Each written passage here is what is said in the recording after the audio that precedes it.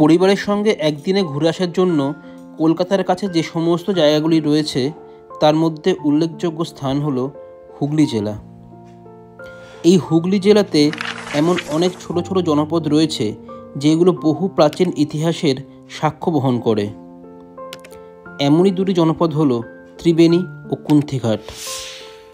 এই ত্রিবেণী ও কুন্থিঘাট হল হুগলি জেলার বাঁশবেড়িয়া পৌরসভার অন্তর্গত গঙ্গার পশ্চিমাঞ্চলীয় উপকূলে অবস্থিত দুটি শহর। এই দুটি শহরকে এক্সপ্লোর করলে দেখা যায় এর অন্দরে অনেক মণিমাণিক্য লুকিয়ে রয়েছে, যার খবর আমরা অনেকেই জানি না। তাই গত শনিবার আমরা সপরিবারে এক্সপ্লোর করতে বেরিয়ে পড়েছিলাম হুগলি জেলার এই দুই ছোট জনপদ ত্রিবেণী ও কুন্থিঘাট। তারই গল্প আজ আপনাদের শোনাবো। চলুন শুরু করা যাক।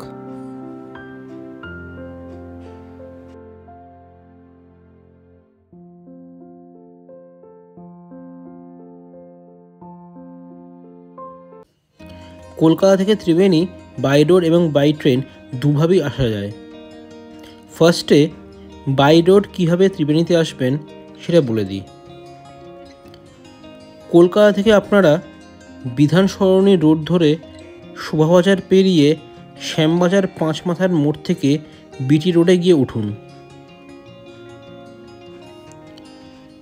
সেই বিটি রোড ধরে বরানগর বেলঘরিয়া পেরিয়ে খড়দার মোড় থেকে ডান দিকে ঘুরে সোদপুর রোড ধরে যে রাস্তাটা গিয়ে কল্যাণী এক্সপ্রেসওয়েতে গিয়ে উঠেছে সেই রাস্তা ধরে কল্যাণী এক্সপ্রেসওয়েতে গিয়ে উঠুন।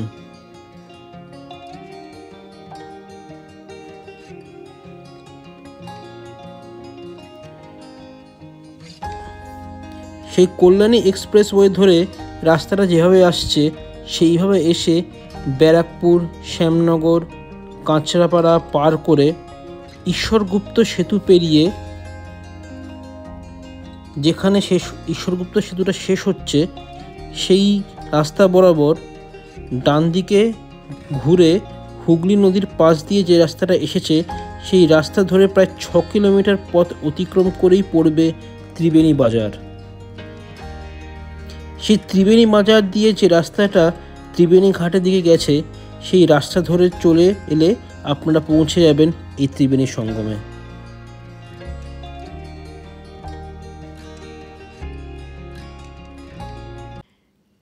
ট্রেনে করেও এই ত্রিবেণীতে আসা যায়। ট্রেনে করে আসতে হলে আপনাদের ধরতে হবে হাওড়া থেকে হাওড়া কাটোয়া লোকাল। সেই হাওড়া কাটোয়া লোকালে করে আপনাদের নেমে পড়তে হবে এই ত্রিবেণী স্টেশনে। সেখান থেকে টোটো করে আপনারা চলে আসতে পারেন এই ত্রিবেণী সঙ্গমে।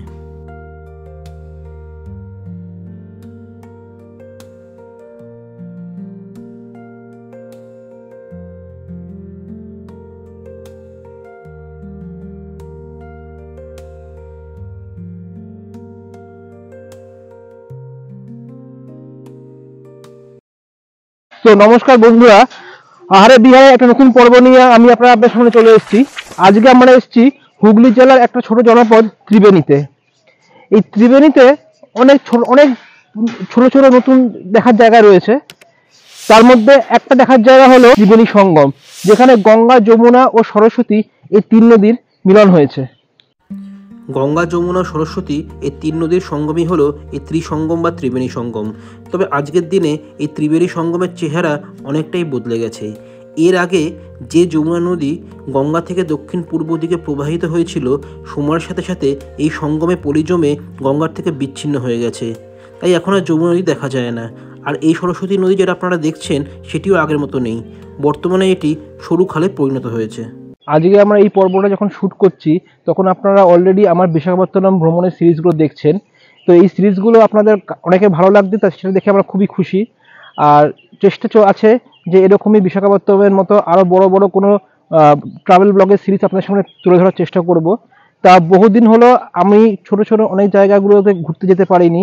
তার মধ্যেই একটা উল্লেখযোগ্য জায়গা হলো হুগলি জেলা, মানে হুগলি ডিস্ট্রিক্ট, আমাদের খুব বাড়ির কাছে। এই হুগলি জেলায় এত দেখার জায়গা রয়েছে, সেই জায়গাগুলো মানে একদিনে দেখা শেষ করা যাবে না। তাই ভাবলাম শনিবারে একটা বিকেলে আমার পুরো পরিবার মিলে আমরা একসঙ্গে বেরিয়ে পড়েছি এই হুগলি জেলার ত্রিবেণী আর কুন্থিঘাট দেখার জন্য।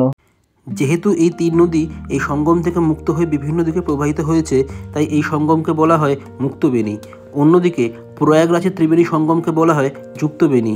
এই ত্রিবেণীর কথা মনসামঙ্গল কাব্যে উল্লেখ করা আছে, যেখানে বেহুলা, লক্ষিন্দর, চাঁদ সদাগর ও মা মনসার সাথে এই ত্রিবেণী সঙ্গমের সম্পর্কের কথা বর্ণনা করা আছে। গঙ্গা, যমুনা, সরস্বতী এই তিন নদীর মিলনস্থল হলো এই ত্রিবেণী সঙ্গম। এই ত্রিবেণী সঙ্গমে কুম্ভ মেলাও হচ্ছে, হবে, মানে এখন তো আমাদের মহাকুম্ভ হচ্ছে, তো সেই জন্য এইখানে কুম্ভ মেলাও হবে। 12, 13, 14 এই 3 তারিখ এইখানে কুম্ভ মেলা হওয়ার কথা রয়েছে। আর এই ত্রিবেণী সঙ্গমের কথা মনসামঙ্গল কাব্যে পাওয়া যায় যে চাঁদ সদাগর তার ব্যবসা বাণিজ্য এই পথ ধরেই করতো। ত্রিবেণী সঙ্গমের পর আমরা দেখতে গিয়েছিলাম ত্রিবেণী ঘাটে। এখানকার সবচেয়ে আকর্ষণীয় ও ঐতিহাসিক স্নানের ঘাট ত্রিবেণী ঘাট। ত্রিবেণী সঙ্গম দেখার পর আমরা পৌঁছলাম এখন ত্রিবেণী ঘাটে। এই ত্রিবেণী ঘাটে 12, 13, 14 মহাকুম্ভ মেলা হওয়ার কথা আছে। তো চলুন ঘাটটা একটু যাই। এই ত্রিবেণী ঘাটকে ঘিরে গড়ে উঠেছে নানা দেবদেবীর মন্দির। মোগল সম্রাট আকবরের শাসনকালে পাঠানদের সঙ্গে সম্রাটের তীব্র বিবাদ শুরু হয়েছিল। উড়িষ্যা সেই সময় স্বাধীন রাজা ছিলেন মুকুন্দদেব। তিনি আকবরের সাথে চুক্তি করেন এবং 1565 খ্রিস্টাব্দে বাংলাদেশ আক্রমণ করে সপ্তগ্রাম ত্রিবেণী থেকে পাঠানদের বিতাড়িত করেন। সেই কারণে মুকুন্দদেব তার বিজয়ের স্মারক হিসেবে এই ঘাটটি তৈরি করেছিলেন। তাই এই ঘাটকে মুকুন্দদেব ঘাটও বলা হয়।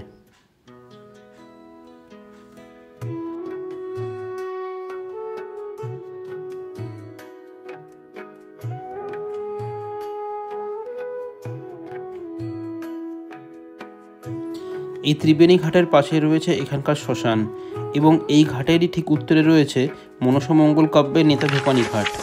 এই নেতাধোপানী ঘাট হলো সেই ঘাট যেখানে বেহুলা তার মৃত স্বামী লক্ষিন্দরকে নিয়ে এসেছিলেন, এমনটাই মনসামঙ্গল কাব্যে বর্ণনা করা আছে। সময়ের অভাবে আমরা সেই নেতাধোপানীর ঘাট দেখে উঠতে পারিনি।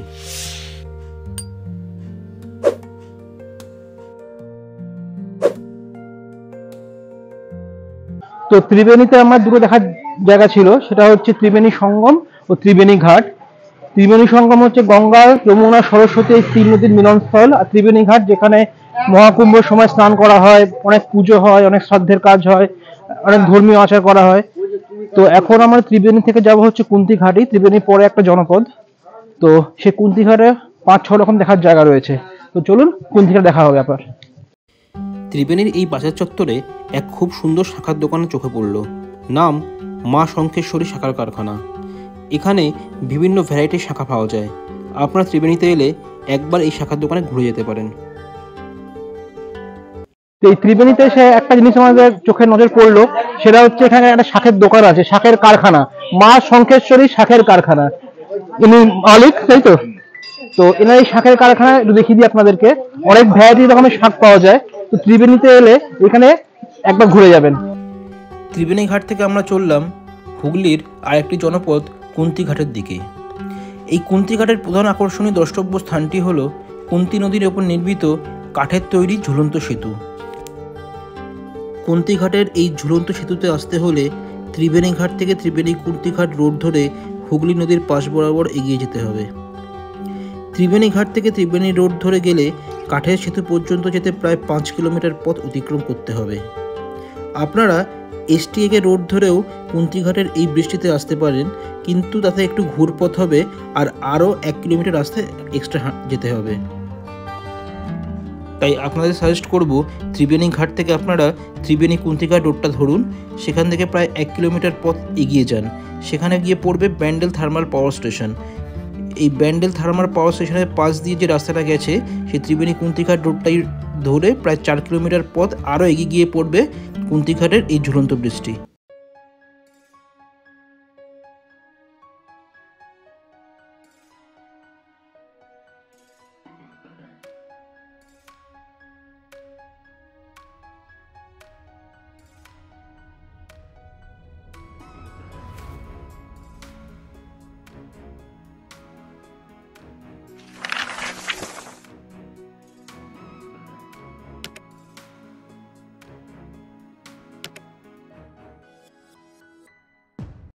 কুন্তি ঘাটের এই হ্যাঙ্গিং ব্রিজের নিচ দিয়ে বয়ে চলেছে কুন্তি নদী। এই কুন্তী নদী পূর্ব দিকে প্রবাহিত হয়ে গঙ্গার সঙ্গে মিলিত হয়েছে। কুন্তিঘাট ও ঘোষালিয়া গ্রামের মাঝখানে অবস্থিত এই কাঠের তৈরি ঝুলন্ত ব্রিজটি ডাচ শাসনকালে মানুষের সুবিধার জন্য হুগলি জেলার জর্জ ড্যানিয়েল স্মিথের চেষ্টায় কুন্তী নদীর ওপর নির্মিত হয়। এই ব্রিজটি তৈরি করতে অর্থ সাহায্য করেছিলেন ভাস্তারার জমিদার ছকুরাম সিং। কাঠের তৈরি এই সেতুটি প্রায় 300 বছরের প্রাচীন। এই সেতুর নিচে বয়ে চলা কুন্তী নদীর ওপর দিয়ে নৌকা ভ্রমণ হয়। এই সেতুটি বর্তমানে খুব ব্যস্ত, তবে খুব ভারী যানবাহন এই সেতুর উপর দিয়ে চলাচল করে না।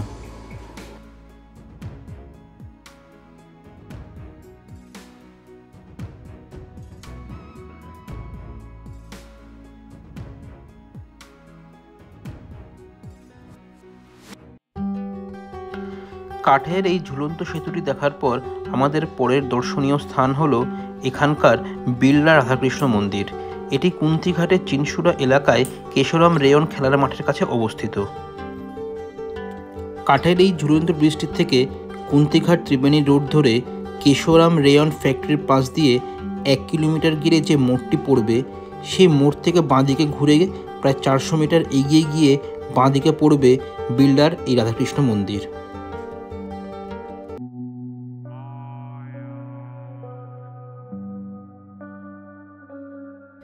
মন্দিরটি খোলার সময় সকাল 5:30 থেকে সকাল 9:30 এবং বিকেল 5টা থেকে রাত 9টা পর্যন্ত।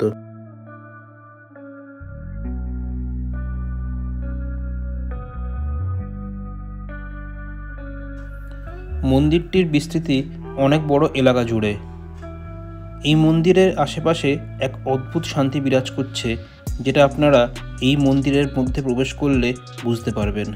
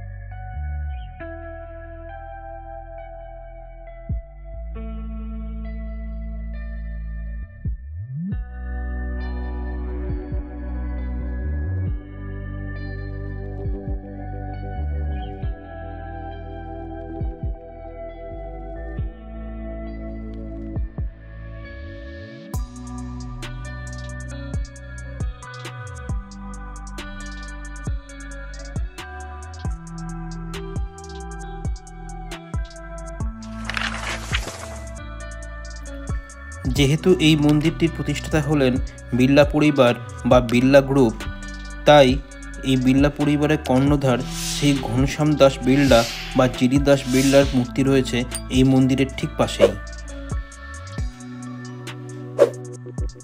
আর এই মূর্তির ঠিক সামনেই রয়েছে বজরংবলীর মন্দির।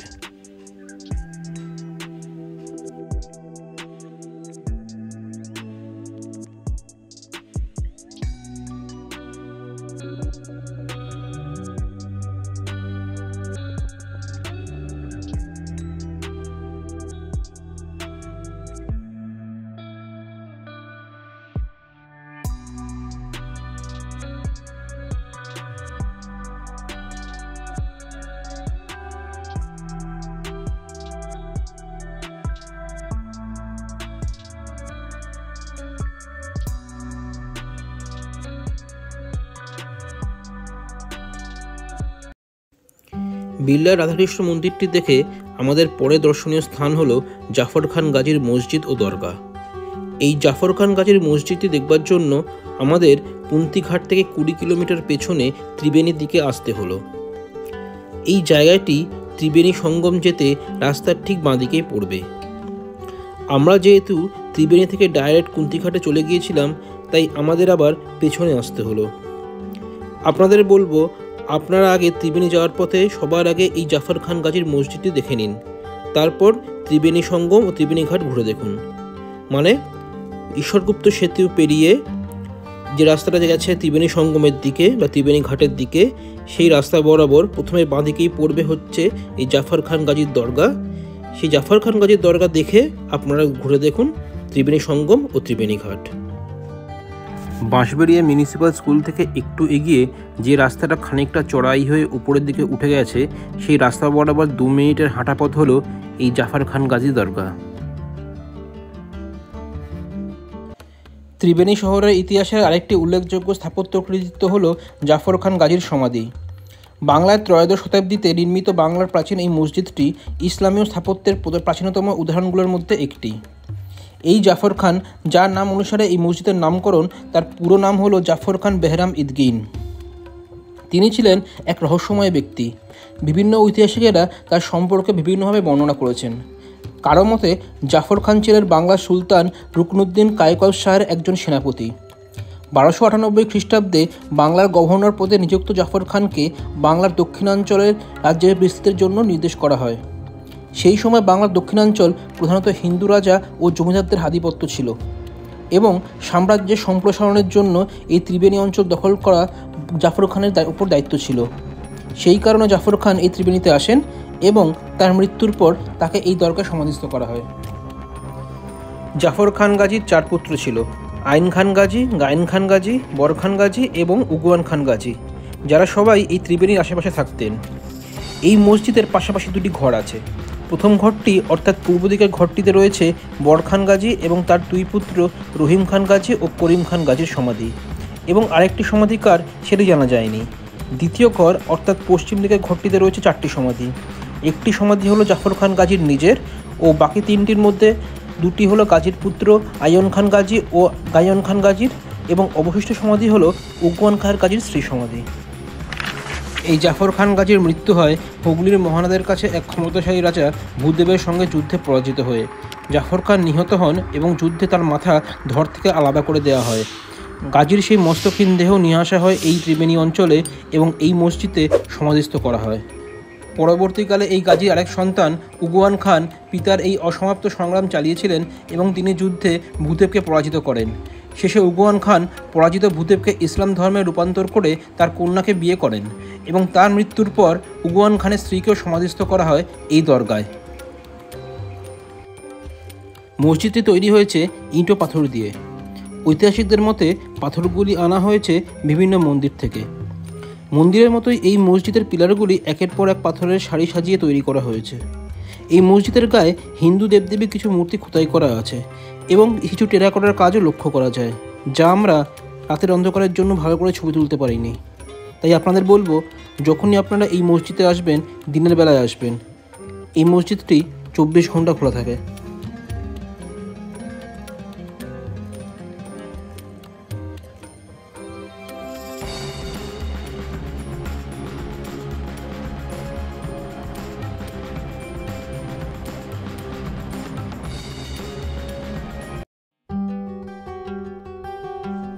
জাফর খান গাজীর মসজিদটি দেখে ত্রিবেণীর শেষ যে দ্রষ্টব্য স্থানটি আমাদের দেখা বাকি ছিল, সেটি হলো ত্রিবেণীর বাসুদেবপুর গ্রামে অবস্থিত লঘু ডাকাতের প্রাচীন কালী মন্দির।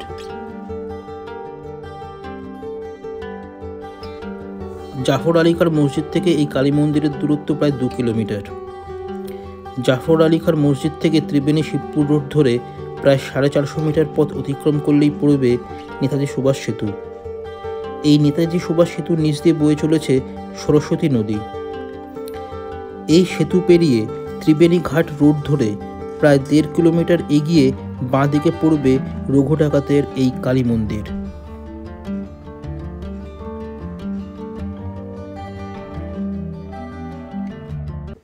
কথিত আছে প্রায় 500 বছর আগে বাঘাটের জয়পুরের বাসিন্দা বিধুভূষণ ঘোষ ও তার ভাই রঘু ঘোষ গণজঙ্গলের কালী মূর্তি স্থাপন করে। দিনের বেলা 2 ভাই দিনমজুরের কাজ করলেও রাতে ধনী ও প্রভাবশালী ব্যক্তিদের বাড়িতে ডাকাতি করত। ডাকাত দলের ভয় দুপুরের পর থেকে এই রাস্তা দিয়ে মানুষ চলাচল করত না। এই 2 ডাকাতের আরাধ্যা দক্ষিণাকালী মন্দিরটি গম্বুজাকার, একচূড়া বিশিষ্ট এবং সামনে বিশাল চাতাল। মন্দিরের পেছনে রয়েছে একটি পুকুর, যেখানে নাকি ডাকাতরা স্নান সেরে পুজো দিতে বলে শোনা যায়। এসে পৌঁছলাম আমরা সেই কিংবদন্তি রঘু ডাকাতের কালী বাড়িতে। নামটা হলো ডাকাতি কালী মন্দির। কথিত আছে যে শ্রী রামপ্রসাদ যখন এখান দিয়ে এই রাস্তা দিয়ে যাচ্ছিলেন, তখন রঘু ডাকাতের পুরো দল তাকে তুলে নিয়ে এখানে বেঁধে রাখে। পরে রামপ্রসাদের মুখে কালী বন্দনা শুনে তার কালী ভক্তি দেখে রঘুডাঙ্গা তাকে ছেড়ে দেয় এবং আগে যে নরবলি প্রথা এখানে চালু ছিল সেই নরবলি প্রথা ওখানে বন্ধ হয়ে যায়। রামপ্রসাদের মুখে কালী বন্দনা শুনে রঘু ডাকাত বলির হাঁড়ি কাটে রামপ্রসাদের পরিবর্তে মাকে দেখতে পায়। এরপর থেকে রঘু ডাকাত বলি বন্ধ করে রামপ্রসাদের সেবার ব্যবস্থা করে। এক চূড়া বিশিষ্ট ডাকাতকালী মন্দিরটি রঘু ডাকাতের ভাই বিধুভূষণ ঘোষ বা বুদ্ধ ডাকাত প্রতিষ্ঠা করে। বুদ্ধ ডাকাতের প্রতিষ্ঠিত কালী মূর্তিটির বর্তমানে কোনো অস্তিত্ব নেই। 7 ফুট উচ্চ বর্তমান এই কালী মূর্তিটি রঘু ডাকাতের কালী হিসেবে জনপ্রিয়, যা সিদ্ধেশ্বর কালী হিসেবে পুজো করা হয়।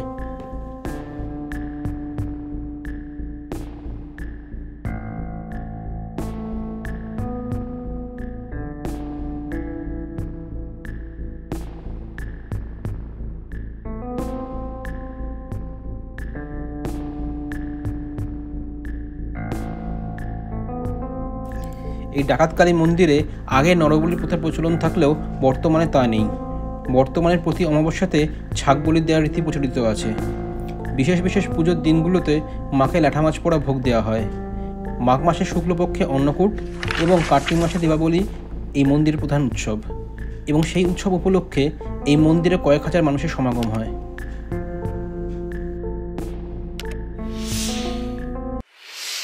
তো এই ছিল আমাদের একদিনের ভ্রমণ ত্রিবেণী ও কুন্তিঘাটে, যেখানে 6টা দর্শনীয় স্থান দেখে আমাদের গাড়ি ছুটে চলল বাড়ির দিকে। তো বন্ধুরা, আজকে আমাদের ব্লগটা আমি এখানে এন্ড করছি। আজকের এই একদিনের ছোট ট্যুর কেমন লাগলো? এই কুন্তিঘাট আর ত্রিবেণী মিলে আমরা মোট 6টা জায়গায় গেছিলাম। এই 6টা জায়গায় আমি আপনাদের আজকে ছোটখাটো একটা পারিবারিক ট্যুর হিসেবে আপনাদের দেখালাম। তো কেমন লাগলো কমেন্ট করে জানাতে ভুলবেন না। এখন আমরা এসেছি এই কাঁচাপাড়া রেলওয়ে স্টেশনের কাছে একটা মকশট ক্যাফে বলে ক্যাফেতে চা খেতে এসেছি। তো এরপরে আমরা বাড়ি যাব। তো কেমন লাগলো এই ভিডিওটা কমেন্ট করে জানাতে ভুলবেন না। ভিডিওটা ভালো লাগলে লাইক করুন, শেয়ার করুন আর চ্যানেলটিকে অবশ্যই সাবস্ক্রাইব করুন। আর দেখতে থাকুন আহারে বিহারে। Thank you.